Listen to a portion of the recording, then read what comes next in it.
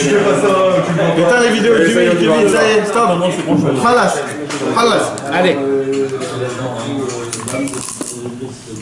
Avec l'aide de Dieu, Bezrat Hashem, ce soir, on va parler de la paracha de la semaine. Ouais, c'est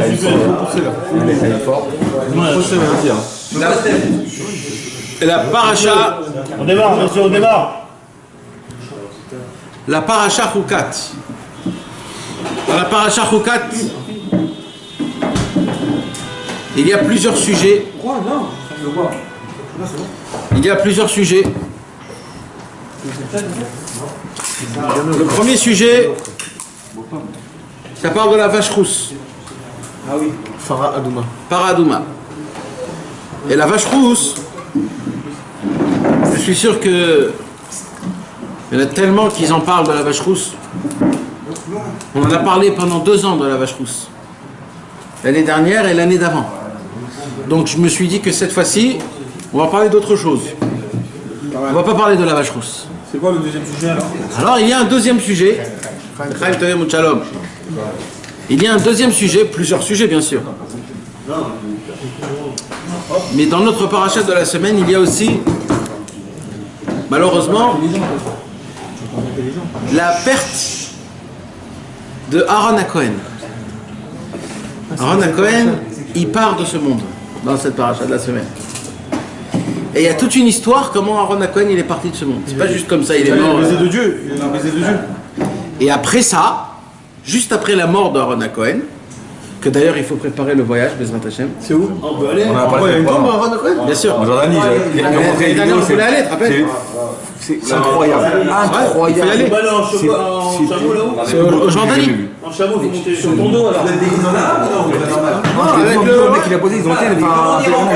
J'ai appelé le mec moi pour prendre un risque. J'ai appelé le mec. En Jordanie. Il m'a dit je vais plus trop Mais là, là-bas. Jordanie, c'est facile. Ouais, c'est à 2 heures de route. Mais les Arabes, ils en font pas de Mais quand problème. tu vas aller là, tu te proposes cette sortie-là, et ça à Petra, à côté de Petra. Exactement.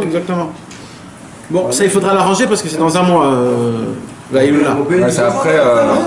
Je crois que c'est après Shabbat, non? Avant, juste avant. Aleph Av, le 1 Av. Les Hashem. Donc on prépare la. Donc dans la paracha de la semaine, on parle de la perte de Aaron à Cohen. Et tout de suite après qu'Aaron à Cohen est parti de ce monde, la paracha nous raconte une guerre qui s'est passée. Une guerre. Maintenant, on va en parler, Bezrat Hashem. Et moi, je voudrais parler ce soir, Bezrat Hashem, de ces 2 choses qui sont passées. D'accord? Je vais vous raconter un petit peu l'histoire. Et vous allez voir qu'il y a 2-3 petits trucs chelous. Des questions. Je ne comprends pas. Comment c'est possible qu'il se sont passés des choses comme ça? Et par rapport à ça, on va découvrir un nouveau chemin complètement de... Comment toute la paracha de la semaine, elle est équivalente à la Torah numéro 57 du Likutei Moharan. Toute la paracha de la semaine, elle est sur la Torah numéro 57, Torah Nun Zayin. Bezrat Hashem. Mais avant ça, donc, Bezrat Hashem, on va d'abord parler de l'histoire. D'accord? Donc après que Akadosh Baruch Hu, il nous parle de comment il faut faire la vache rousse, parce que c'est toute une histoire de faire la vache rousse. C'est de la prendre. C'est le seul korban qu'on doit le faire en dehors du Beth Amikdash. Tous les corbanotes, ils se font dedans le Beth Amikdash. Celui-là, on le fait dehors, le Beth Amikdash. On va la brûler dehors. C'est un chok. C'est une loi. D'accord? À part ça, c'est la vache rousse qu'il faut la brûler complètement jusqu'à qu'elle devienne en cendre. Il faut la mélanger avec de l'eau d'une source et 2 petits bois de Erez, le bois de, je ne me rappelle plus comment on dit ça. Erez, c'est le cèdre. Le cèdre. Avec le cèdre, il remuait et le Kohen Gadol, il prenait un petit Ezov, c'est-à-dire le Zaatar, une petite branche d'épices, de Ezov. Le Zaatar, c'est ce qu'on trempe le pain. Exactement, le Zaatar. On a déjà dit ça. On a déjà dit ça l'année dernière.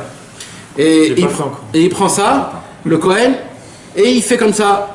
Tac, sur la personne la plus impure qui puisse exister au monde, c'est une giclée. Qu'il a touché un mort. Un mort. Ça, c'est la truc la plus pure du monde. Avi Avot Atouma, c'est le plus grave. Et Rabbi Nathan, entre parenthèses, il dit, ça veut dire quoi que la mort, c'est la pureté la plus grave? Il dit c'est quoi la mort? C'est celui qui est désespéré. Celui qui est désespéré, il est appelé un mort. C'est pour ça que la mort, c'est la plus grave touma. Celui qui est désespéré, c'est la plus grave touma. Que Dieu nous en préserve. Ça, c'est un point. Maintenant, un deuxième truc, c'est quoi? Donc maintenant, qu'est-ce qui se passe? Il se passe que l'impureté qu'il avait le monsieur, elle vient sur le Kohen. Et elle vient sur le Kohen. Et lui doit attendre une journée et un autre Kohen qui vient lui enlever la... Ça s'enlève tout seul. Et il peut nettoyer qu'un mec par jour, comme ça? Ouais. Parce qu'après, il peut pas. Il y avait beaucoup de vaches rousses à l'époque. Alors il y en avait eu 9. 9 en tout. Depuis la création du monde jusqu'à le deuxième temple, il y avait 9. La dixième... Ouais. Alors, La dixième sera pour le Mashiach. J'ai trouvé il n'y a pas longtemps. Ouais, mais pour ça, il faut toujours les cendres de la première, celle de Moshe Rabbeinu. Pour la mélanger. Toujours. Donc comme on l'a pas, et ils sont où? Même si t'as dit vaches rousses, ça sert à rien. le Mashiach viendra. Les a, Il y avait dans la neuvième. Ouais. Ils avaient gardé. Ils avaient toujours ils avaient. Et quoi, la neuvième, elle remontait combien de temps alors? C'est pas Ishmael Cohen Gadol. Il avait la neuvième. Il y a 2000 ans, frère. 2000 ans. Tu peux faire que. Bah ouais. Parce que c'était à eux. Mais après, il n'y avait plus ce travail-là. Tu comprends? Donc il faisait ça, après c'était terminé. D'accord? Donc Akadosh Baruch Hu, il dit à Aaron à Cohen, à ses deux enfants, Elazar et Itamar, que Elazar et Itamar, ils doivent aussi, ils sont enterrés à côté de Yoshua Binoun là-bas, à côté de Yosef Hatzadik. Il y a Yosef Hatzadik. Ouais, exact. Il y a Yosef Hatzadik, Yoshua Binoun. Non, Yoshua Binoun c'est passé. Ah ouais? C'était à peu près ça, Yoshua Binoun. Et mais quelque chose qui s'est passé, c'est que Elazar et Itamar, ils sont là-bas, ils connaissent, ils apprennent toutes les lois de comment faire la vache rousse, etc., etc. Top.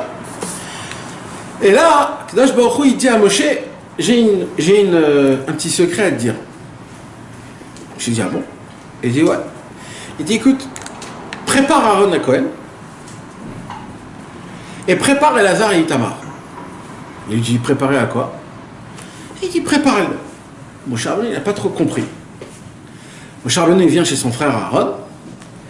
Il dit, Aaron, prépare-toi à un événement spécial. Il dit, ah bon? Il dit, alors je m'habille comment? Il dit, habille-toi comme le Kohen Gadol.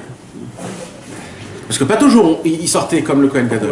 Il y avait les 4 habits, il y avait les 8 habits. Des fois il s'habillait avec les 4, des fois il s'habillait avec le 8. D'accord? Alors il s'habillait avec les 8 habits. Tout le Kohen Gadol, les pierres, le truc, etc. etc. Et Elazar et Itamar, eux deux, ils sont habillés avec les 4 habits. Les 4 habits blancs, avec le chapeau, le Mehi, le Mitznefet, etc., etc., etc. Alors ils ne comprennent pas, il dit, il y a un événement, il y a quoi exactement? Moshe Rabbeinu, il dit, je sais pas, mais moi je sais pas. C'est Hachem, il m'a dit de préparer. Bon, alors ils sont là, ils se tiennent comme ça, et là, qu'est-ce qui se passe? Moshe Rabbeinu, il a une voix où il entend. Akadosh Baruch Hu, il lui dit, monte dans le Horar. Parce que là, les Béné Israël, ils étaient en voyage. Ils ne sont pas arrivés encore en Israël, donc ils sont encore en plein milieu du désert, d'accord? Donc ils bougent de désert en désert, de désert en désert. Et Moshe Rabbeinu, il entend que Akadosh Baruch Hu lui dit, fais demi-tour de là où tu es et reviens 4 lieues de là où tu étais. Moshe Rabbeinu, il dit, tu sais, j'aime pas trop ça, Hachem. On est en chemin pour aller en Eretz Israël, tu me dis de faire demi-tour. Déjà, j'en souffre avec le peuple juif. Qu'est-ce qu'ils vont me dire là maintenant? Moi, Akadosh Baruch Hu dit, ne t'inquiète pas. Fais demi-tour, 4 lieues. C'est quoi 4 lieues? 4 lieues, c'est-à-dire... 4 kilomètres. Non, c'est beaucoup, c'est 4 lieues, quoi. C'est vraiment... C'est beaucoup. Bah, Moshe Rabbeinu, il dit, bon, on fait demi-tour, tout le monde 4 lieues. Et là, les Bnei Israël, qu'est-ce qui se passe, Moshe? Qu'est-ce que tu es en train de nous faire? Tu veux nous tuer, etc., etc. Bon, Moshe Rabbeinu, ils ont vu Aaron à Cohen, que Aaron à Cohen, il était avec Moshe Rabbeinu. Quand ils voyaient Aaron à Cohen, les Bnei Israël, ils étaient calmes.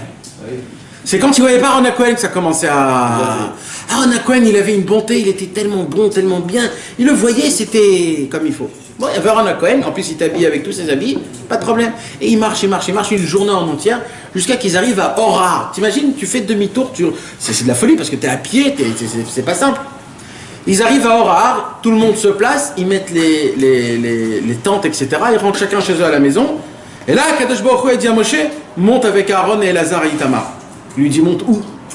Il lui dit, monte dans cette montagne. Maintenant, cette montagne, Bezrat Hashem, quand on va aller bientôt, c'est une montagne sur une montagne. Ça veut dire quoi? Ça veut dire qu'il y a une montagne normale que tu peux monter. Et après, au-dessus, il y a une montagne. En fait, c'est pas une montagne, c'est un rocher énorme. Alors, il faut cascader, c'est quelque chose. Il faut aller en chameau. Ouais, c'est vraiment un truc de fou. Il y a un moment, il faut aller en chameau. Alors Moshe Rabbeinu il dit où là-bas, tout en haut là-bas, tout en haut. Il a dit ouais, tout en haut. Bon, alors il commence à marcher. Donc c'est dur, il faut cascader. Escalader, jusqu'à qu'ils arrivent tout en haut. Ils arrivent tout en haut et ils voient une grotte. Une grotte toute propre avec un lit, une table, une chaise et une bougie allumée. Ils rentrent, ils voient ça. Qui que Aaron et Moshe. Moshe, Aaron et Elazar et Itamar. Ouais. Ils rentrent, ils voient ça. Ils disent waouh, c'est quoi cet endroit? Alors il a dit à Elazar et Itamar, il a dit sors Elazar et Itamar. Moshe rentre avec Aaron. Aaron il rentre avec Moshe. Et Moshe il lui dit tout, quand Akadosh Baruch Hu il le souffle. Il insouffle. Alors Aaron il lui dit à Moshe, Aaron, il lui dit assis-toi Aaron, tu vas partir de ce monde. Il lui dit quoi je vais partir de ce monde? Il faut que je sois Kohen Gadol dans le Beth Amikdash, le vrai Beth Amikdash, pas dans le Mishkan. Ça veut dire quoi je vais partir de ce monde? Il lui dit c'est le moment Aaron, c'est le moment. C'est maintenant le moment, tu vas voir. Alors Aaron à Kohen il dit je veux pas mourir, moi je veux servir Hachem. Moshe il lui dit c'est Hachem qui t'a demandé. C'est ça, servir Dieu, c'est de maintenant de dire ok. Alors Anakan il lui dit, et c'est comme ça que ça s'arrête. Moshe lui dit, bah oui. Alors il lui dit, mais comment? Alors Moshe Rabbeinu il lui dit, tu auras la plus belle mort du monde en entier. Il n'y aura pas une mort comme toi. Alors ok. D'un coup il lui dit à Elazar, rentre Elazar. Elazar il rentre. Et maintenant, il y a eu un miracle exceptionnel. C'est quoi le miracle exceptionnel? C'est que Moshe Rabbeinu, il lui a dit à Aaron, enlève-lui les habits, ses habits à lui. Alors il a dit, mais enlève-lui d'abord les habits de dessous et après les habits de dessus. Comment? Il y a eu un miracle que Moshe Rabbeinu a enlevé les habits de dessous de Aaron HaKohen sans enlever les habits de dessus pour habiller son fils Elazar vêtement par vêtement.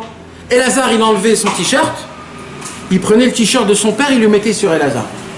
Comme ça. Après le caleçon, après le pantalon, après le truc, après les habits. Jusqu'à que Elazar, il avait l'apparence du Kohen Gadol. Et il était tout nu. Et lui, il avait juste les habits de son fils. Et là, il a dit à son fils, comme tu es un Kohen, Elazar, sort. Parce qu'il va mourir. Un Kohen ne peut pas. Le fils, il a compris direct, de toute façon. Bien sûr qu'il a compris direct. Elazar, il sort, Itamar, il voit Elazar avec les habits du Kohen Gadol. Il dit, qu'est-ce qui se passe, Elazar? Et lui dit, t'as compris? Et là, il déchire ses habits. Il dit, déchire pas tes habits, t'es un Kohen. Déchire pas tes habits. Il savait pas quoi faire. Et là, Moshe Rabbeinu, il est dedans. Et il lui dit à Aaron, Aaron, assis-toi. Aaron s'assit. Aaron, allonge-toi. Aaron, il s'allonge. Aaron, ferme les yeux. Aaron, ferme les yeux. Aaron meurt et Aaron est mort. Mais qui a décrété qu'il devait partir? Moshe Rabbeinu, Akadosh Baruch Hu. Il a dit son jour, c'est arrivé. Maintenant, le Midrash, il raconte qu'Akadosh Baruch Hu est venu et il a embrassé. Quand tu embrasses, tu aspires. Il a aspiré sa neshama et comme ça, il est mort. C'est la plus belle mort du monde. Moshe Rabbeinu, il descend avec Elazar et Itamar. Moshe Rabbeinu complètement... Rachid, il dit, Moshe Rabbeinu, il est devenu jaloux de cette mort. Il t'imagines cette mort? Des moustiques. On lui dit, meurs, il meurt. T'imagines, c'est quoi cette mort-là? Ça veut dire, le mec, il entend, je suis Mevouta, l'autre sadique qui me dit de mourir, je meurs. T'imagines ce truc-là? Il n'y a pas une mort plus belle que ça au monde. Et là, qu'est-ce qui se passe? Tous les béné Israël, ils n'ont pas compris, ils ont dit, les patrons sont montés en haut, qu'est-ce qu'ils nous font là? La dernière fois qu'ils sont montés en haut, c'était pour faire descendre la Torah. Là, qu'est-ce qu'ils vont nous faire descendre? Alors ils attendaient tous en... Compagnie. Et là, ils voient qu'au lieu de 4 personnes, ils sont 3. Et qu'est-ce qu'il faisait Aaron tout le temps? C'était quoi quand tu voyais Aaron? Il est calmé. Il était calme. Il est calmé, mais c'est lui qui Il est calmé. Donc maintenant, ils voient qu'Aaron n'est pas. Ils disent, où il est Aaron? Où il est Aaron? Et là, ils commencent à tomber en panique. Ils viennent Moshe Rabbeinu, ils voient Elazar et Itamar. Moshe, où est Aaron? Et Moshe, il dit, il est parti de ce monde. Et il dit, ah ouais? Bon, on ne te croit pas. C'est peut-être toi qui l'as tué. C'est peut-être toi qui l'as tué. Comme ça, ils l'ont dit. Alors Moshe, il se retournait devant Hachem, il a dit, Hachem, fais-leur montrer ce que j'ai vu. Et là, il voit dans le ciel comment des anges portent Aaron à Cohen en haut dans le ciel. Et là, il voit comment Aaron, il est en haut dans le ciel. Il monte. Dès qu'ils ont vu ça, ils se sont mis à tomber, à pleurer, ils se sont mis par terre. Comment on va faire? C'est qui va nous faire le shalom baït?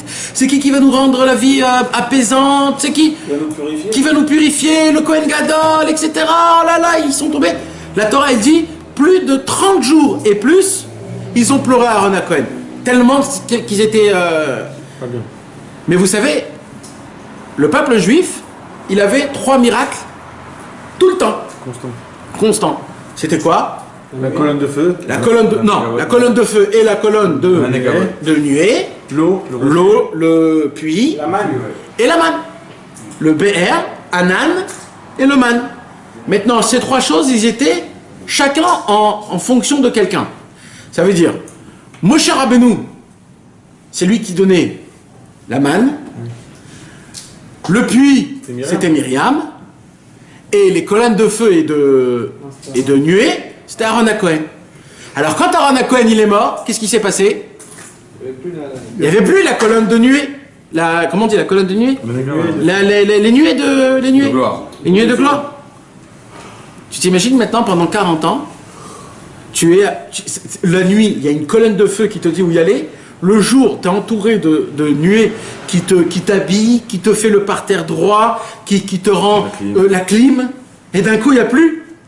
Les Israéliens sont devenus fous, ils ont dit on a chaud. C'est quoi ces habits? D'un coup, ils commencent à sentir ce qui se passe. Ils disent oh là là, Aaron à Cohen, il est parti de ce monde, il n'y a plus de nuées. Et là, ça commence le feu. Les bagarres. Ça commence. Maintenant, c'est pas ça le plus pire. Écoutez bien ce que la Torah nous raconte. La Torah nous raconte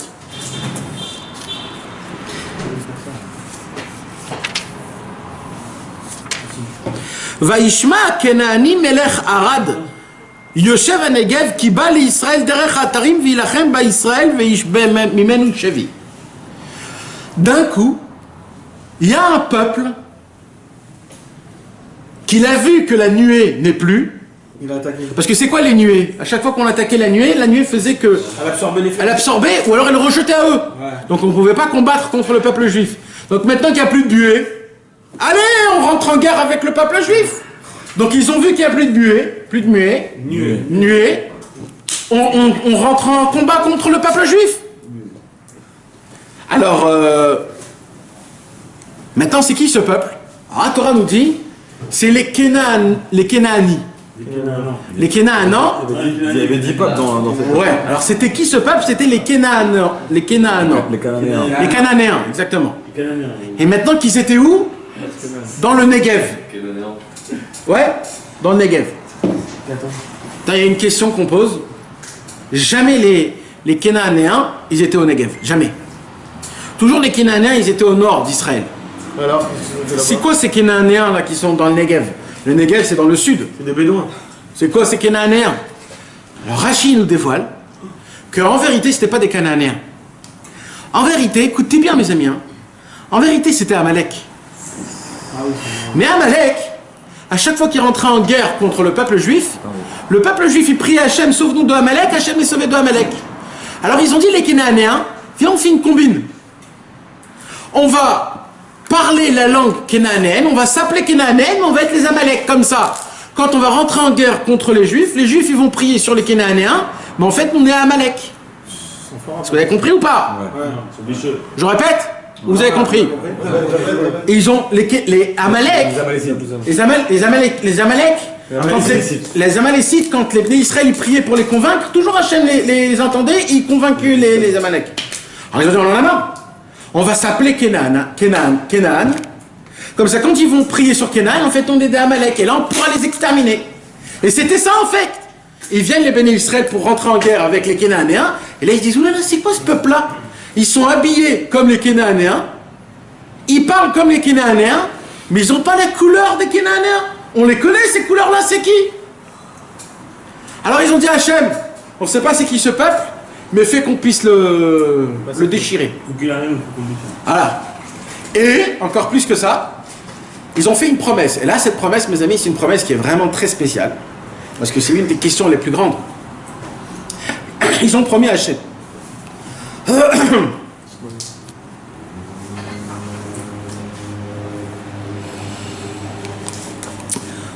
Ils ont promis à Hachem que tout ce qu'ils vont gagner, s'ils gagnent la guerre, tout ce qu'ils vont gagner, ça va être offert au Beth Amikdash.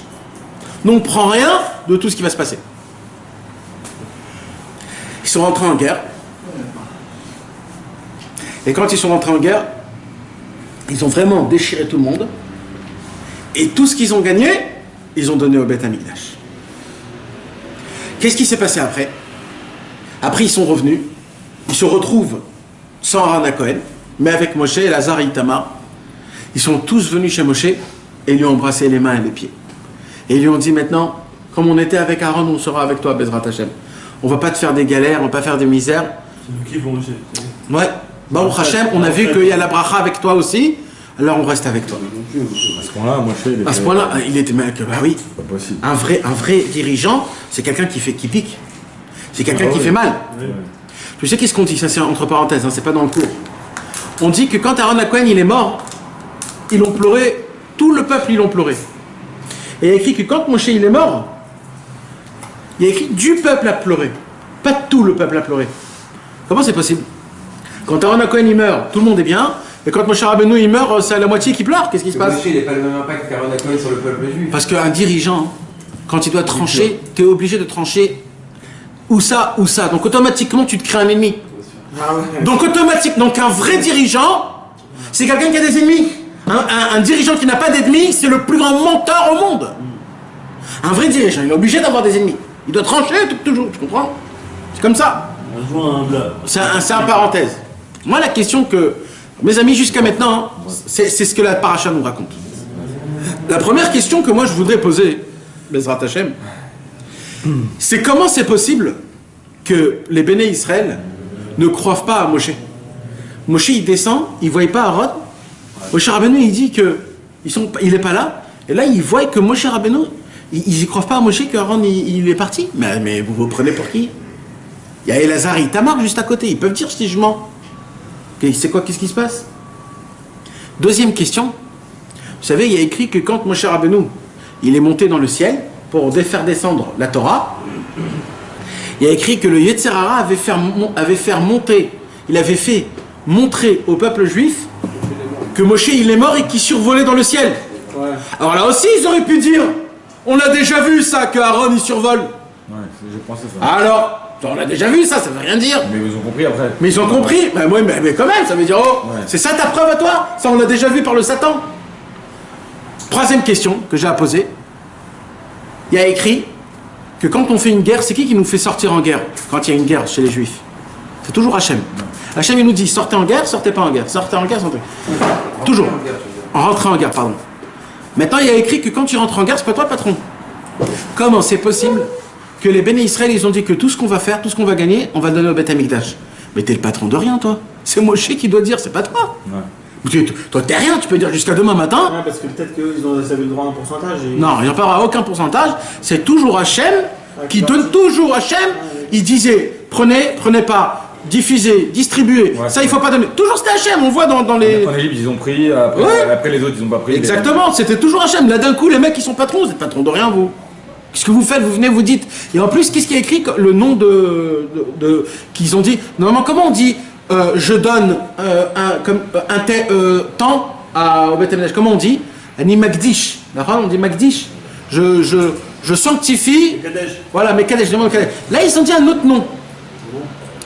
Là, ils ont dit Mahrim. Un Cherem.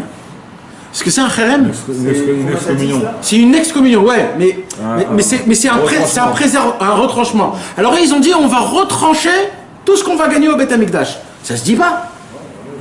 Un Cherem. Ouais, c'est contre le sadique normalement. Bah oui, ça se dit pas. C'est contre une.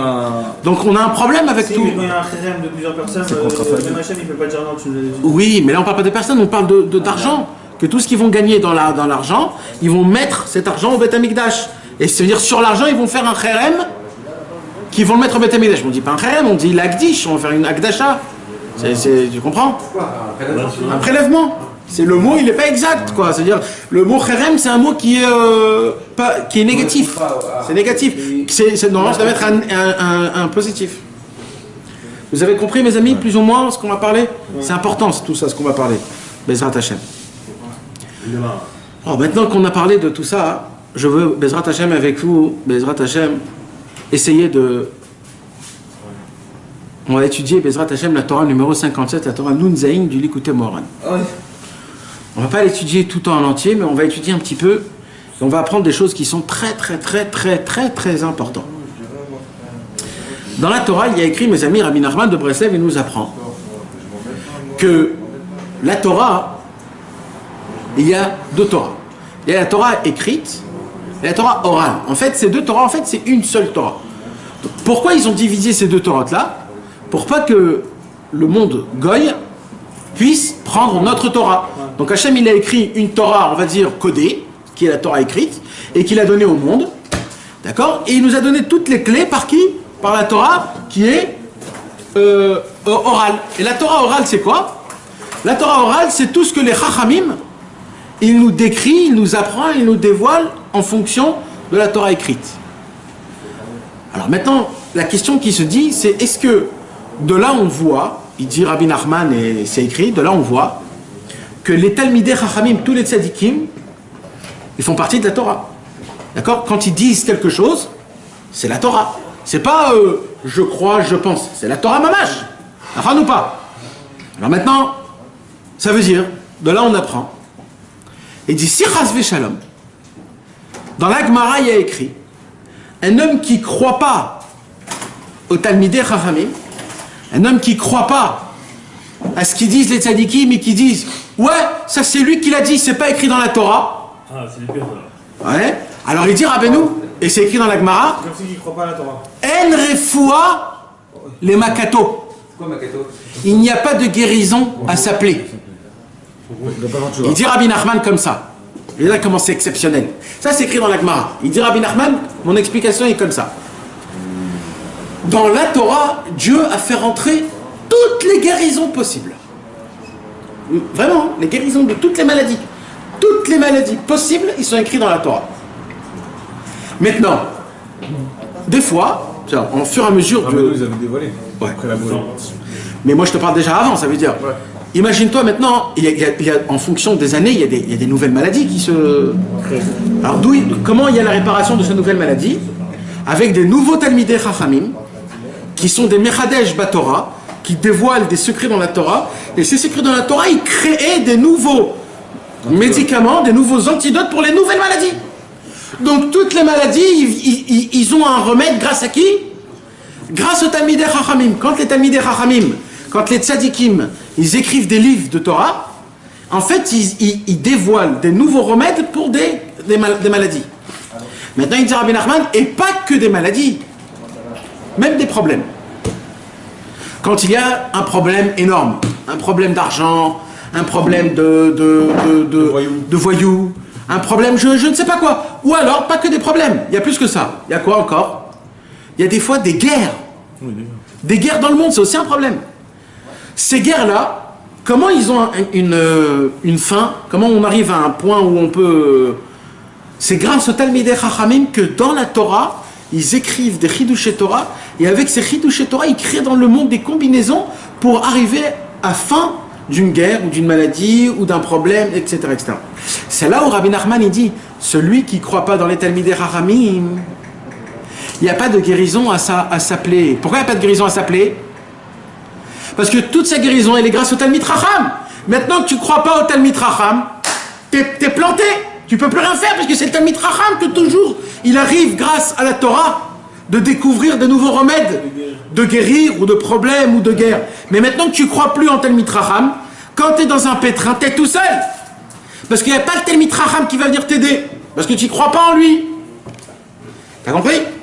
Et puisque le Talmid Chacham, c'est lui qui donne la guérison, c'est lui qui donne les problèmes, c'est-à-dire il arrange les problèmes. Est-ce que vous comprenez ce que je suis en train de vous parler? Non, mais est-ce que vous le comprenez? Est-ce que c'est une étude? Non, parce que, ou alors vous le voyez dans le quotidien. Non, mais dans le quotidien. Oui, non, mais moi je veux que ce soit du concret. Oui, mais tu vas avec quelque chose. Oui, je sais. Mais moi j'arrête là, pour l'instant j'arrête. Moi je veux du concret. Aujourd'hui, on a parlé sans. Non, mais est-ce que tu le comprends? Non. Ah oui? Ça veut dire maintenant que tu auras un problème, Kevin. Il faut que tu saches où il est. La solution, elle est où? Elle est où? Exactement. Chez les Talmidei Chachamim. C'est qui aujourd'hui les Talmidei Chachamim? Tout le monde. Non, d'accord. Pour l'instant, je sais pas où, mais il faut que tu comprennes le Inyan. Tu comprends ça que je veux dire? Ça veut dire que, oui, ça veut dire que la vraie, c'est-à-dire quand un homme il est malade, mes amis,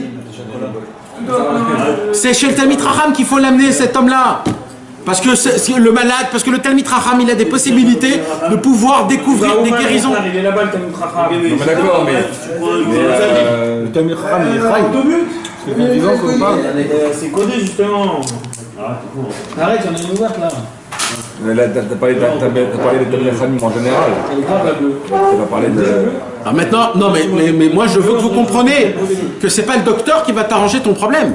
Bah oui, C'est le Talmid Chacham que lui il connaît les combinaisons de lettres. C'est lui le docteur. C'est le docteur. Non, mais c'est pas le Maintenant qu'est-ce qui se passe? Maintenant, bah oui, on l'avait raconté. Mais maintenant, qu'est-ce qui se passe? Quand tu as un problème d'argent, Voilà, c'est ça, 240. Les gardes d'aujourd'hui, qui va les écrire maintenant? les... Les gardes d'aujourd'hui, les gardes de demain, par exemple. Alors, Rabbi Nachman de Breslev, il a dit dans Chaim Moharan, Rabbi Nachman, il a dit comme ça, dans mon Écoutez Moharan, j'écris jusqu'à la fin du Mashiach, quand Mashiach viendra, pendant la résurrection des morts, dans le monde futur et dans le monde après le monde futur. Comme ça, il a dit. Ça veut dire le Likutei Moharan a été déjà écrit, donné tous les antidotes, tout ce qui peut se passer jusqu'à la fin de toute la fin. Ça veut dire maintenant il faut trouver un homme qui est assez chacham pour pouvoir plonger et déchiffrer dans le Likutei Moharan et te donner un conseil. Il y en a, bien sûr qu'il y en a. Ils arrivent à t'ouvrir et ils voient dans le Likutei Moharan des choses. Maintenant, il y a des fois un Likutei Moharan spécial. Il ne faut pas ouvrir Stam un Likutei Moharan. C'est le Likutei Moharan qui appartenait à Rabbi Nathan, par exemple. Quand tu ouvres ce Likutei Moharan-là, c'est un autre monde. Toujours celui-là. Il y en a, bien sûr qu'il y en a. Et ainsi de suite.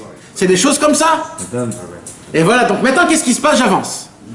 Donc maintenant, ce qui se passe, il se passe que... Non, mais croire au tzadikim, au Talmidei Chachamim. Ouais. Ça veut dire que tu peux pas t'attacher à tout le Talmidei Chachamim du monde, même si tu le dis par Non, la parole. non, Tu dois le matérialiser, ça. Ouais. Alors Alors pour ça, il faut prier Hachem. Faut pour Hachem. Il faut... il faut prier Hachem. Alors déjà, il faut prier Hachem qui te trouve un Talmid Chacham. Déjà, de base, c'est important. Deuxièmement, pendant ce temps-là, il faut que tu demandes à Hachem que tu puisses avoir la vision du Talmid Chacham, de comprendre ce qu'il faut que tu comprennes et que grâce au que tu lis le Likutei Moharan en hébreu, tu as toutes les guérisons que tu as besoin. Maintenant, mes amis, il dit Rabbi Nachman, donc un homme. Alors, pourquoi moi je vous dis ça, Kevin, Ted? C'est pas pour que tu trouves le Talmid Chacham et que tu ailles chez lui. C'est pas ça mon problème. Écoutez les gars, parce que si vous croyez pas que la guérison est dans le Likutei Moharan, que les solutions des problèmes, alors là tu tombes dans le Gam Emunat Chachamim. Et là, Henry Foy les Makato, là il n'y a plus de guérison. C'est-à-dire un mec qui croit pas que ça vient de là-bas, il n'y a pas de guérison à ça. La question que je te pose, tout le reste, ils n'ont pas donné les médicaments? Non. C'est pas des médicaments, c'est des cachets pour enlever la douleur, mais ça enlève pas le médicament. C'est-à-dire t'as un problème, non, ça enlève le mal. C'est un Doliprane, c'est pas un vrai cachet. Ah, ça veut dire quoi? Comment? Et les gens toute leur vie vont se tromper. Les gens toute leur vie en s'attachant au tzaddik qu'il y a eu, ils vont se tromper. Bah, tu vois qu'ils se trompent, tu vois qu'à la fin du compte ils meurent, et quand ils meurent, ils sont sans tchouva, ils sont restés les mêmes mecs. Un peu mieux, mais ils sont restés les mêmes mecs. Rabbeinu, lui, il va te faire de toi un tzaddik. Il va t'enlever, toi, ta vote, il va tout t'enlever, si tu crois en lui.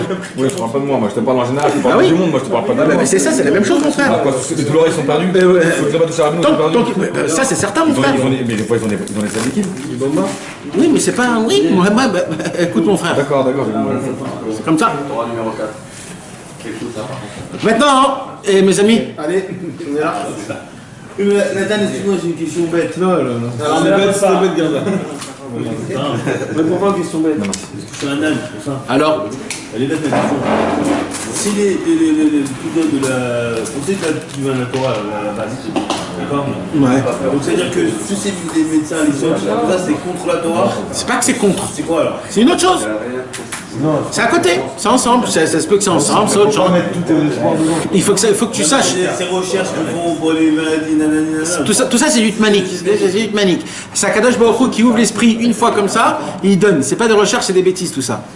Et eux-mêmes ils vont te dire que c'est des bêtises. Eux-mêmes. Ils ont aucune appui sur rien du tout. Et eux-mêmes ils te le disent ça. Ils ont que des, je crois, je pense, des statistiques. Mais il n'y a aucun tampon que c'est émettre. Non, rien. Mais tous ces règles de Moshe Rabbeinu, de Ramekes, Moshe Rabbeinu, il savait déjà tous les trucs qu'ils vont savoir après dans le futur, le Talmud Chachamim et tout ça. Il savait déjà Moshe. Alors quand il croit à Moshe dans la Torah, il ne croit pas à Talmud Chachamim. Dès qu'il croit à Moshe, alors il croit aussi dans tout la Non. Talmud Chachamim. Parce qu'on ne sait pas c'est quoi aujourd'hui Moshe Rabbeinu. C'est quoi Moshe Rabbeinu Non, aujourd'hui? pas Moshe Rabbeinu, on croit dans la Torah. Il faut croire dans Moshe. Pas dans le Talmid Chacham. Tout l'Inyan c'est le Talmid Chacham et la Torah. Que ça fait partie. Donc il faut croire dans Moshe Rabbeinu. La question c'est quoi Moshe Rabbeinu? Moshe Rabbeinu c'est tous les tzadikim d'aujourd'hui, tu comprends? Kiff. Oui, mais il faut y croire en eux. Il faut croire à eux. Pas que à Moshe Rabbeinu et voilà, c'est tout. Non, mais dès que tu crois dans le tzaddik alors tu crois tout ce qui est venu après, parce que c'est Moshe Rabbeinu, il savait déjà tout. Non. Ça suffit pas. Il faut que ça soit particulièrement. Il faut que ça soit détaillé. Il faut que l'émouna elle soit détaillée. Alors maintenant, puisque la Gemara elle dit celui qui ne croit pas dans les Talmidei Chachamim, alors en refoua les makato, ils n'ont pas de guérison à leur plaie. Alors Rabbi Nachman, et la Gemara elle s'arrête, hein. La Gemara elle ne donne pas de Explication. il n'y a rien à faire, ça veut dire C'est simple à comprendre. ouais. Mais Rabbeinu il dit mais moi je viens pour donner une réparation à ça. Si personne n'a donné une réparation, il faut que je donne une. La Gemara a dit les Talmidei Chachamim, elle n'a pas donné nom en particulier, elle a dit les Talmidei Chachamim. Tout le monde a son Talmid Chacham, tout le monde a son tzaddik. Oui ou non? C'est comme ça que le peuple juif il est composé de 17 cours, il y a 127 courants. Après chacun il a sa notion de vérité, son attachement à son tzaddik particulier. Ouais, va dire ça à Hachem. Va dire ça à Hachem. Ça veut dire quoi? Va lui dire ça à Hachem. Tu te vois, toi, lui dire ça à Hachem? C'est-à-dire? Monte après 120 ans, tu dis à Hachem, écoute Hachem, il y a plein de sadikim, il y a plein de versions, tous ils sont bien, non? Tu te vois, toi, lui dire ça? Moi, je ne me vois pas du tout lui dire ça, moi. Moi, je sais que dans tous ces 127 chemins, il y a un où c'est la vraie volonté de Hachem Yitbarach. Hachem Yitbarach, il veut qu'on cherche et qu'on prend ce chemin. Ça ne veut pas dire que les autres se trompent, mais il y en a un qui est meilleur que les autres. Il faut chercher le chemin meilleur. Le meilleur, c'est celui qui approche la personne plus à Dieu. Exactement. Dès que tu dis meilleur, Exactement. Peut-être qu'il a essayé tout des autres et à la fin, ça la rapproche plus. Exactement. Mais il y a un chemin qui rapproche Béhémet, tout le monde, d'une manière bien propre et facile. Non, alors les Talmidei Chachamim, ça peut être. Oui, c'est ce que je dis, c'est comme ça. Maintenant, la question, Rabbi Nachman, il dit un homme qui n'a pas la croyance, et pendant des années, il n'a pas eu la croyance dans les Talmidei Chachamim. Donc cet homme-là. Pourquoi tu me regardes quand tu dis ça? Non,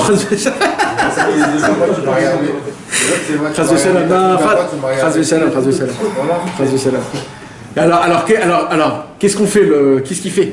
L'homme qui n'a pas eu de croyance chez les tzadikim pendant 20 ans, qu'est-ce qu'il fait? Il n'a plus de guérison, il a écrit. Bah, maintenant, s'il s'attache dès maintenant, c'est bon. Non. En refoua les makato, mon frère. On rigole pas avec ça. On rigole pas. C'est comme si tu prends un venin du serpent, c'est fini. Ah, il n'y a pas d'antidote. Ah non, la Gemara ne donne pas d'antidote. La Gemara ne donne pas d'antidote. Celui qui n'a pas été religieux pendant 20 ans, il te dit. Alors religieux, c'est pas ça. Moi, je parle à un homme qui franchement, c'est les philosophes athées qui viennent comme Spinoza, comme tous ces imbéciles qui viennent et qui disent « Moi, je crois que je pense, je suis pas d'accord. » Je pense donc je suis. Voilà, ce genre de gens, je parle moi. Mais il y a des gens aujourd'hui, malheureusement, qui viennent et qui disent c'est une interprétation, c'est pas écrit dans la Torah, c'est l'être humain qui a dit ça. Ces gens-là, il faut leur donner des coups de boule, ces gens-là. D'où ils viennent, ces mecs? D'où ils viennent? Tu te prends pour qui? Tu es qui pour dire des choses comme ça? C'est un Talmid Chacham, le monsieur qui est en face de toi. De quoi tu me parles? Alors Rabbi Nachman il dit, moi j'ai trouvé l'antidote.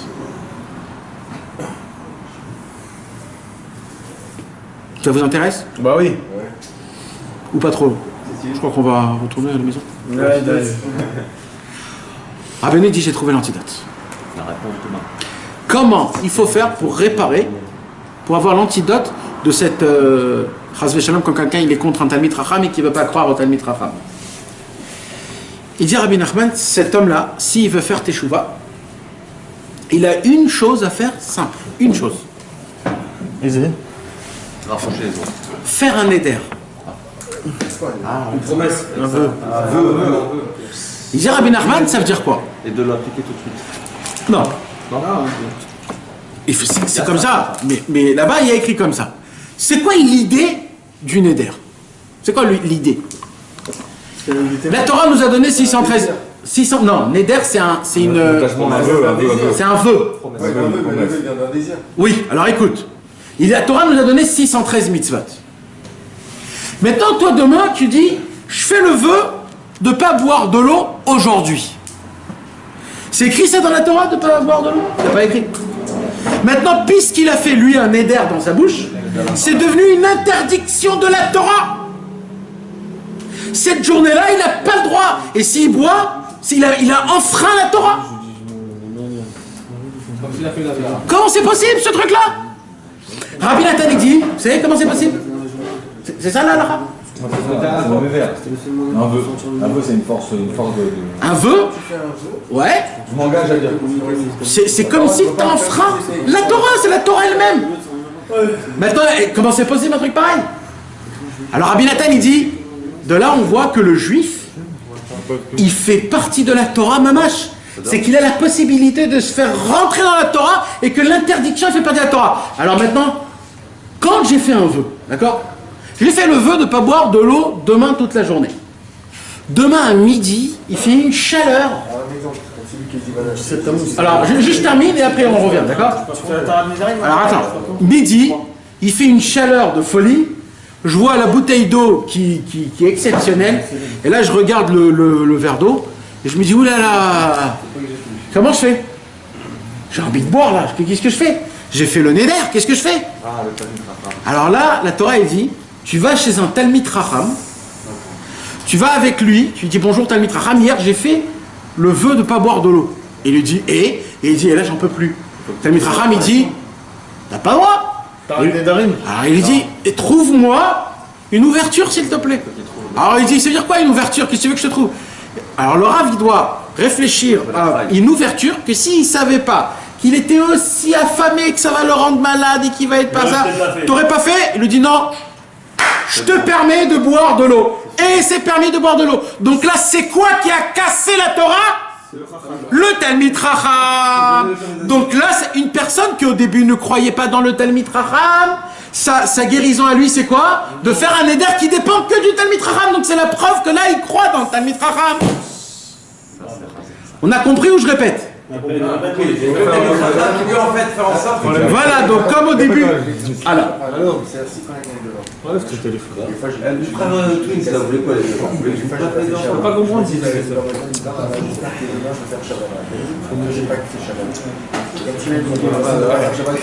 t'as compris que c'est pas tard. Alors il faut dire. Il n'a pas besoin de 3 témoins. Non, j'espère que c'est bon. Ça veut dire j'espère que c'est bon. Il veut dire je fais le vœu de, c'est un problème. J'espère que c'est bon. Mais il ne faut pas dire je fais le vœu. Ou je promets. Ou je vais donner un don à telle synagogue. Dès que tu dis je, tu dis blinéder, c'est tout. À chaque fois que tu portes, tu dis attends, sans vœu. Blinéder. Non, blinéder. Dis blinéder. Sans vœu. Le néder, c'est la promesse. Blinéder. Avec l'aide de Dieu. Blinéder, tu enlèves la promesse. Blinéder, non. Non, pas du tout. Blinéder, c'est pour pas te Vous me dites un quand. Non, on dirait que vous êtes à un bel café. Écoute, vaut mieux faire dans ça que de faire la promesse que tu tiens pas. Non, C'est bon, on peut. Arrête avec ça. Oh, il va. quand on a compris jusqu'à maintenant ou je répète? Franchement, on a tout compris. Il n'y a pas c'est pas être plus clair. Bah voilà. Moi je pense que tu dois répéter pour les kiffeurs. Ouais. Non, un petit résumé. C'est quoi, Jonathan, de répéter? Je fais le tout petit résumé comme ça. D'accord. Puis la Gemara elle nous dit que celui qui ne croit pas dans le Talmid Chacham qui fait partie de la Torah, alors Akadosh Baruch Hu il dit, la Gemara elle dit, En refoua les makato, il n'y a pas de guérison à s'appeler. Alors comment on fait? Alors on fait rien. Attends, excuse-moi, Makato, c'est des espoirs? Et Maka, c'est un coup. Il n'y a pas de guérison à s'appeler. D'accord? Comment tu demandé ça? Je vais rester sur. Maintenant qu'est-ce qui se passe? Jonathan. Rabbeinu dit, moi j'ai trouvé la solution, le tikkun. C'est quoi le tikkun? C'est que la personne qui veut maintenant faire teshuva, il fait un éder. Pourquoi il fait un éder? C'est parce que le seul qui peut enlever un éder, c'est qu'un Talmid Chacham. Alors en faisant le neder, il sera obligé d'aller chez le Talmid Chacham, et là c'est la plus grande preuve qu'il tient au Talmid Chacham. Attends, le Talmid Chacham, il doit obligatoirement être vivant? À ce sujet-là, oui. Ce sujet-là. Bah oui, sinon comment il va t'annuler? Et un Talmid Chacham, c'est quoi? C'est l'élève du Chacham. Talmid Chacham, l'élève du sage. Alors maintenant, qu'est-ce qui se passe? Alors maintenant, qu'est-ce qui se passe, mes amis? Non, dans le Neder, là, il ne faut pas jouer. Dans le Neder, Nous, on considère notre maître, on n'a pas dit qu'on est ses élèves. ouais. Lui, c'est notre maître. Nous, on ne sait pas si on est des élèves. Mais lui, c'est notre maître. Donc on n'est pas les élèves du Talmid. Voilà, donc maintenant, j'avance, mes amis, ok? S'il vous plaît. Maintenant, je reviens à la paracha de la semaine. Monsieur, s'il vous plaît, là. Je reviens à la paracha de la semaine, s'il vous plaît. Moshe Rabbeinu, il monte avec Aaron à Cohen, Elazar et Itamar. Aaron à Cohen, il meurt dans sa tombe. Moshe Rabbeinu, il descend avec Elazar et Itamar. Le peuple juif, il dit, où tu es Aaron? Moshe Rabbeinu, il dit, il est parti de ce monde. Qu'est-ce qu'ils disent, les Béné Israël? On te croit pas. Qu'est-ce qu'ils ont fait là? Ils ont fait un leader. Ils ont été un pogum dans les Mounat Chachamim. Ils n'ont pas cru en Moshe. Alors c'est quoi leur saut? Ils ont plus l'année cabane. En refoua, les Makato. Ils ont plus l'année cabane, Ils ont plus de guérison à leur plaie. Alors C'est ils ont. pour ça qu'ils ont embrassé les pieds de Moshe Lapin. Attends, mais il va à la fin. Alors, comment ils ont été voir chez qui? Alors, comment on fait? Bah, ils ont été voir le Talmid Chacham. Non, écoutez, En refoua, les Makato, mais ils veulent pas aller chez le Talmid Chacham, ils y croient pas au Talmid Chacham. Alors, ils ont reçu le problème. C'est quoi le problème? La muée, Elle a disparu. elle a disparu. Et là, qui est venu? Amalek. Tout de suite. Amalek, ils ont dit, ils ont été pogem dans la Emunat Rachamim. On va les tuer, sauf, on va les tuer. Parce que là, même s'ils prient, Hachem ne va pas écouter leur prière. On rentre en guerre.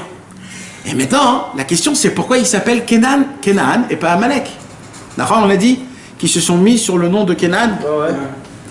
Alors il dit, rappelez-nous, dans la Torah 277, il dit Kenan, il vient du mot Kenani, Kan, Ani. Ici, un pauvre. Ah, Annie. Kan, Ani, Ani. Pas Ani. Moi, Ani, Aniout, pauvre, pauvresse, pauvreté. D'accord? Kan, Ani, ça veut dire quoi? Amalek, c'est la même numérologie de Safek. C'est quoi le doute? C'est quoi tout le travail d'Amalek, mes amis? Faire douter, bah oui. C'est toujours nous faire douter de quoi? De nous. En plus, il a l'essence en plus, lui. Il est coupé avec quoi, ça dit? Non, De nous-mêmes. surtout dans la Parnassa. Surtout. Pourquoi dans la Parnassa? Pourquoi? Parce que Amalek, c'est ce qu'il fait Amalek? Akadosh Baruch Hu, il t'a donné à manger jusqu'à aujourd'hui. La preuve, c'est que tu es vivant. Et comme par hasard, toujours demain, tu veux dire comment je vais gagner mon argent. Espèce de bleed, il y a bleed. Jusqu'à maintenant, c'est Dieu qui t'a donné. Demain, il va s'arrêter. C'est exactement ce que Amalek il fait. Amalek, c'est le Safek. Il te met un Safek que demain, Kan, Ani. Demain, tu vas être un pauvre. Alors les Béné Israël, ils se sont dit, oh, qu'est-ce qu'on va faire? Moshe Rabbeinu, on n'a pas de quoi manger, on n'a pas de quoi faire, comment on rentre en guerre? Moshe Rabbeinu dit, mais qu'est-ce qui vous arrive? Vous mangez de la manne, vous n'avez pas besoin d'oseille. Oui, on n'a plus d'arche de Noé, on n'a plus de trucs, on n'a plus de... Comment ça? Eh ouais, et Moshe. D'accord, mais quand même, t'imagines Moshe le pauvre? C'est un être humain. Alors, Moshe Rabbeinu, il a dit, oulala, il s'est passé quelque chose de très très grave là. Il s'est passé quelque chose de très très grave, c'est qu'ils ne m'ont pas cru. Et comme ils ne m'ont pas cru, ils n'ont plus de guérison à leur plaie. Et c'est quoi leur plaie? C'est Amalek. C'est Amalek qui fait rentrer le Safek. Comme quoi, j'ai pas de parnassa. Comment je vais faire? Il dit, Moshe Rabbeinu, comment je vais faire? Alors, Moshe Rabbeinu, il a prié à Hachem que Akadosh Baruch Hu les sauve. Et Akadosh Baruch Hu a entendu Moshe Rabbeinu. Comment il a entendu Moshe Rabbeinu? Il a entendu Moshe Rabbeinu au moment où les Béné Israël, ils ont dit à Hachem, Hachem, si tu nous fais faire gagner cette guerre, on fera le don, le neder, de tout donner au Beth Amikdash. En faisant le neder,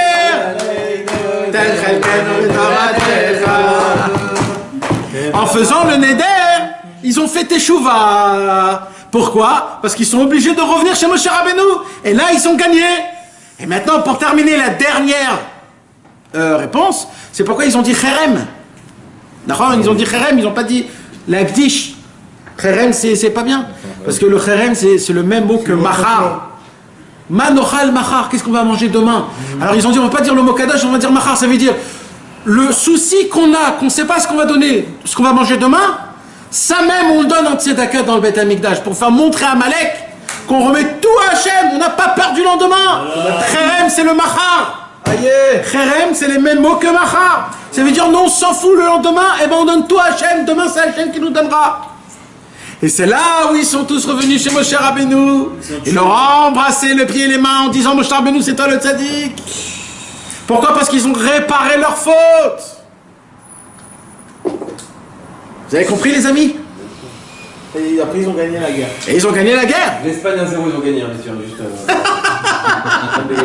On savait. Ils savaient eux que c'était ça le... Ben c'est, bien sûr. Moshe Rabbeinu, il savait. Mais Moshe Rabbeinu, avec sa prière, il a tout fait. C'est ça encore pas Moshe Rabbeinu, il a su. En faisant toute sa prière. Maintenant, mes amis, vous savez que Sarah Rabbeinu, il n'a pas ramené d'après la paracha de la semaine. C'est deux choses différentes. C'est un chidouche, comme on voit, comme dans la Torah de Rabbeinu, on voit que par rapport à ce qu'il a dévoilé Rabbeinu, ça se fait, mamash, pile poil, ce qui s'est passé dans la paracha de la semaine, mamash. Comment on appelle le lien? 57, vas-y. C'est l'étude, mon frère. Ouais, c'est ça, c'est l'étude, c'est une étude tout simplement. Les 400 €, Ouais, bah il faut... Ouais, bah, C'est anglais, mon frère. voilà, il faut la siata d'Ishmael, Voilà. voilà. Il faut la providence divine. Et on voit, Baruch Hashem, c'est beau, c'est-à-dire comment on voit un truc pareil, maintenant tu vois le Rashi dans chaque chose qu'il dit, c'est de la folie parce que Rashi, comme si qu'il a des nuances qui voit aussi ce qu'il avait dit Rabbeinu presque. Là il leur moquait des Mouna, là il est tombé, là ils sont repris, là ils ont fait teshuva, etc. etc. Tu comprends comment c'est beau ces choses-là? C'est quoi le lien qui dit Rabbeinu entre deux? Ouais, parce qu'il y a aussi le roman sur la Gemara. C'est quoi qui a fait la promesse? C'est la Gemara, on a pas. Ça c'est dans un autre endroit. Ça, c'est Dans la Emunat Rachamim. Quand tu n'as pas la Emunat Rachamim, que tu as perdu la Emunat Rachamim, alors fais un éder et applique-le immédiatement. Non, applique-le immédiatement, c'est écrit entre parenthèses, c'est pas écrit dans les côtés morales. C'est la Gemara, c'est quoi que tu as appris dans les côtés morales? Écrit dans les côtés morales. C'est quoi dans la Torah 57? C'est quoi qui est rapport à ça? La Emunat Rachamim, on parle de toute la Emunat Rachamim, la Torah 57. Et de la guérison. La Gemara, La Gemara, elle a juste dit, celui qui ne croit pas dans la Torah, ouais. alors Enrefo les Makato. Rabbeinu, il est venu, il a dit, moi, je... Celui qui croit pas en Tamil Rachamim, il a dit la Gemara. Ouais, Enrefo les Makato. C'est Rabbeinu qui vient, qui commence à parler du Neder, et qui parle des guérisons, et qui parle comment il faut faire, et tout ça. Et c'est juste le commencement, après, il y a toute une explication. Tu vois, il y a tout ça après. Tout ça. Jusqu'ici, il t'explique la Gemara. Et là, il commence à dire le chidouche. Comment on fait? Il a trouvé le Neder. Et c'est quoi le Neder? Il dit, c'est quoi le Neder? C'est Yaakov. C'est qui? Pourquoi Yaakov? Parce que c'est le premier Yaakov qui a fait le Neder dans la Torah. Quel neder il avait fait lui? Vaïdor Yaakov Neder. Il a dit si tu me. Yaakov est venu, il a rêvé des anges qui montaient et qui descendaient. et que Akadosh Baruch Hu lui donne la terre d'Israël, lui donne des cadeaux, il lui donne les béné Israël, etc. Dès qu'il s'est réveillé, Yaakov et nous, il a dit Hachem, Hachem, si tu me fais ça, je jure, amen, je jure que toujours je serai avec toi, toujours Tu fais quoi? Tu me donnes la parnassa? Ouais, si tu me donnes tout ce que tu m'as promis. Ouais. Ah, Rachi, il pose la question, il dit, Rachi, il dit à Yaakov Avinu, mais c'est Hachem qui te le promet. Tu reviens en remettre une couche si tu me donnes ça. Je fais un éther que si tu me donnes ça, mais il te l'a promis. Qu'est-ce que tu... Ouais, tu le remets. Alors Avinu, il dit, ça c'est un Bgam Emunat Rachamim. Ça même, c'est un Bgam Emunat Rachamim. Alors Avinu, il dévoile non. Pourquoi? Il dit parce qu'au moment où il a fait le Neder, Akadosh Baruch Hu est obligé de lui donner. Même s'il devient rachat, même s'il devient plus tzaddik, même si les enfants, c'est parce que c'est ses enfants qui vont recevoir tout ça. Yaakov il s'est dit, si mes enfants, ils deviennent des Rechaïm, Akadosh Baruch Hu, il va enlever la promesse. Alors maintenant, moi, je vais faire la promesse en faisant un éder, comme ça le néder, il maintient la bracha d'Hachem, pour que la bracha puisse rester dans tous les cas, même si je deviens des Rechaïm. Rachid, bon, je me souviens pas qu'il parle trop de ça, Rachid. Je sais même pas s'il en parle, Rachid, de ce passage-là, quand il fait ça, Yaakov. Si. Ah bon? Ouais, bien sûr. Il pose la question, Rachid. Comment c'est possible? Et d'ailleurs, Rachid dit qu'il a été puni. Il a été puni. Tout ce qui s'est passé avec Esav, c'est à cause de ça. C'est quoi? C'est de la poire. Tu comprends? C'est ça qui se passe. Et c'est pour cela que c'est tellement important, le Inyan de faire un éder. Maintenant, il dit Rabbi Nachman de Breslev, le néder, on n'a pas le droit de faire un éder qui tient du temps. Un éder qui prend du temps. C'est-à-dire quoi? De faire non, que pendant 3 jours, je fais pas comme ça ou comme ça, ou alors... Sur le moment même, tu veux dire? il dit pourquoi? Parce que le Yetzer Hara, il est tellement grand quand tu fais un éder que c'est très grave si Chas Shalom tu le brises. Alors c'est là où Rabbi Nachman il dit que le neder, il faut faire des neder que tu appliques tout de suite. Comment tu l'annules le neder? Il faut aller chez un Talmid Racham. C'est-à-dire, par exemple, je te dis, tu fais un neder avec Hachem en disant tu vas à la synagogue tous les matins et tu ne respectes pas, et tu voulais le faire annuler par un Talmid Racham? Ouais. Et c'est quoi un neder que tu veux faire tout de suite? Genre, je fais le neder de donner 10 shekels à la tzedaka. Tu prends 10 shekels, tu mets à la tzedaka. C'est facile, ça. Bah, c'est un neder. Alors, ce serait bien de le faire. C'est un neder, mon frère. On peut faire un neder tous les jours. Exactement. C'est bien de le faire. Et chaque neder que tu fais, tu répares un Yom Kam Emunat Rachamim. Toutes les fois où on s'est posé des questions. La Emunat Rachamim. Ça paraît que demain, je vais faire un neder, je vais donner à manger à un pauvre à midi, je lui donne le manger. Fais-le avant que tu donnes. C'est-à-dire, fais-le Parce que là, oui, tu le dis avant de le faire. oui, mais pas Tu longtemps. feras pas, soit devant le pauvre avec ton manche. Si tu dis ça le matin pour midi, tu vas pas le faire. Tu peux pas le faire, c'est grave. Parce que les tsararés. Parce que c'est grave si tu oublies, c'est très très grave. C'est très très très grave. On peut pas jouer avec ça, ouais. On est obligé de faire le néder pour être près du tzadik. La pièce de Tzedaka, c'est bien. D'accord? C'est bien ça. Bien sûr que c'est bien. Tout quand t'as osé dans la poche tout de suite. Quand tu viens faire le t'oublier, tu fais le neder de venir voir matin avec En gros, c'est le neder qu'il a fait Rabbeinu. Et Nathan, qu'est-ce qu'ils sont devenus après, c'est le fils qui a pris la relève. Bien sûr. Et l'autre frère, il était pas jaloux? Non, c'est des tzadikim. Et pourquoi l'autre frère, il doit remonter aussi? Il avait 2 enfants avant. Le plus grand, peut-être, c'était le plus grand? Toujours ils sont ensemble, les Lazare et Tamar. Ils sont même enterrés ensemble. Non, mais là, ils sont montés. Lazare, il a ensuite Ils sont à table. Bouge la tour. D'accord? Donc c'est ça. C'est pour ça que c'est important le neder de le faire. Non, mais le lien de Emonad, c'est quoi pour moi? On respecte tous les amis. Mais je parle pas du respect, t'ai dit. Je t'ai dit déjà. Le fait est que quand il y a une maladie et que tu crois pas que ça vient c'est le tzaddik qui a la guérison, c'est un bgam emunat racham. Évidemment, je crois ça. Ma piton. C'est pas la question. Ma piton, tu crois pas? Tu crois pas? Non, tu crois pas. Non, tu crois pas. Alors pourquoi tu l'appelles pas en premier? Tu l'appelles le Talmid Racham, tu lui dis. Alors ok, c'est très bien. Pareil quand il y a un problème de Parnassa, pareil quand il y a un problème de trucs. Il faut savoir que le Talmid Racham. Là, je parle pas pour moi, là, je te parle pour le clan en général. Mais le clan en général, ils ne croient pas dans ça. Le clan en général, ils ont un bgam emunat. Ça veut dire quoi ça? Ça veut dire que le Talmid Racham, c'est le seul qui a la vraie possibilité d'enlever. Non, mais on parle pas. Le Talmid Racham, il n'a qu'un seul, il peut en avoir qu'un seul. Ouais. Hein? Ouais. Ça, tu veux. Ou alors il y a ses élèves. Oui, d'accord. D'accord, voilà, c'est tout. Un vrai Talmid Racham. Quand on comprend ça. Quoi? C'est du jus qu'il a, c'est du jus. C'est Bezrat Hashem. D'accord? On a compris tout ça? Après. Voilà, donc maintenant, tout le Inyan du Neder, Vaïdor Yaakov Neder. Donc Yaakov Avinu, c'est lui le premier qui a fait le Neder. Et on voit que grâce au Neder de Yaakov Avinu, il a tenu jusqu'à la fin de toute sa vie avec la bracha, et grâce à lui, tout a commencé l'exil. Quand ils sont descendus en Égypte, il est descendu Bessimcha ou Betouv Levav, au lieu de descendre Ras Shalom enchaîné, grâce au Neder qu'il a fait. Pourquoi? Parce qu'il a cru dans Hachem Yitbarach que ben, tout se passera au top. Quand ils sont en Israël, pas en Égypte, t'as dit en Égypte. Quand ils sont venus en Égypte. Quand Mitzrayim, ils sont venus en Égypte pour quand il y avait la famine, quand il n'y avait pas de quoi manger, pour voir Yosef. Ah oui. Alors normalement, c'est là où ça commence l'exil. Mais il n'y a aucun exil, là, ils sont en kiff, ils sont avec Yosef. Mais c'est là où ça commence l'exil. Pourquoi? Parce qu'ils ont fait le Neder, et le Neder, c'est quoi? C'est la croyance en Akadosh Baruch Hu, que tout ce qu'il va donner, tout ce qu'il a promis, il va le donner. Donc il s'est dit, allez, on va, et Bessimcha, ils sont allés Bessimcha en Égypte, et à Europe que c'était l'exil, après on est ressorti. Il doit y avoir un passage, c'est comment Yosef, il aurait parlé le khérem qu'ils ont fait contre Yosef. Bien sûr, c'est que tout le monde, ils sont venus voir Yosef à la fin du compte. Ils lui ont demandé à la Tara Yosef. Yosef, trouve-nous un Tarat Nedarim sur tout ce qu'on a fait sur toi, contre toi. Et Yosef a dit qu'il a dit à Yosef, je vous pardonne, ne vous inquiétez pas, il n'y a pas de problème. C'était pas valable. Si, c'était valable. Et grâce à ça, tout s'est terminé. Donc on voit que Mamash, tout ça, c'est ça. Mais comment si Yaakov il a fait le Neder il doit être pour tout. Alors Pourquoi les autres d'avant ils ont reçu toute cette punition? Donc à l'exil, c'était obligé. C'était obligé. Dans l'exil, il y avait la pauvreté.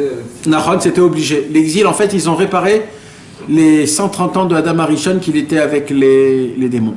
Quoi qu'ils étaient. C'est une autre histoire très longue, mais en fait c'était une réparation qui était obligé de le faire. Obligé. C'était qu'aider les tsaref et aneshamot, les kabel et Torah. Là, tsirouf.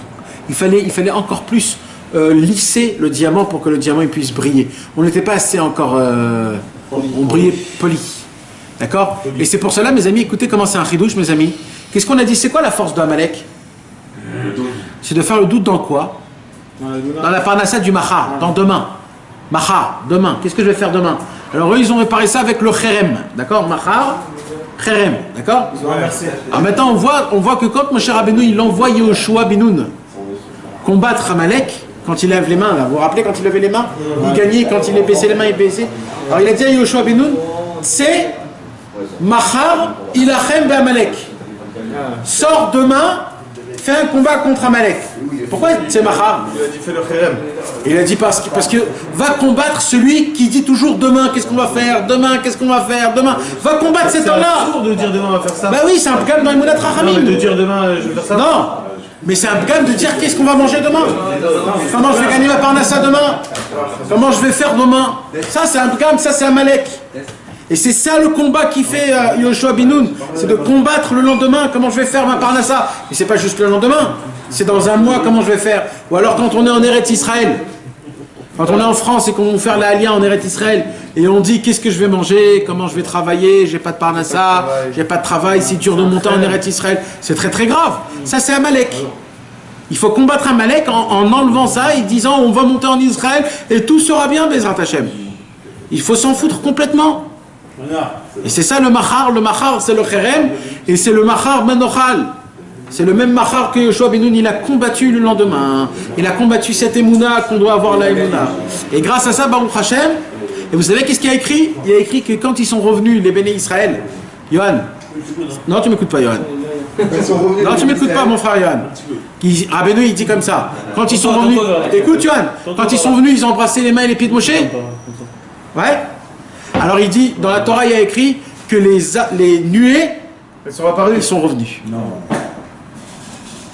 Pourquoi? Tout le reste du temps. Ouais, jusqu'à la fin, jusqu'à que Moshe Rabbeinu est mort. Ils sont revenus grâce à Moshe. C'est-à-dire Yoshua, normalement c'était Aaron Cohen. Mais pourquoi? Parce qu'ils ont une émouna tellement grande en Moshe, ils ont réparé le pgam, et grâce à ça ils sont revenus les nuages. Donc jusqu'à où ça va que c'est quelque chose de beau et de grand. Tout à l'heure, quand tu as parlé le seul qui peut t'enlever le médaille que tu as fait, C'est le Talmid Raham. Physique, t'as parlé. Physique, ouais. Ouais. C'est-à-dire, en tout cas, c'est ce qui s'appelle Galakba, c'est quelqu'un qui est physique qui peut t'annuler ça. Ouais. Dans la Torah. Ouais. Un Talmid Raham.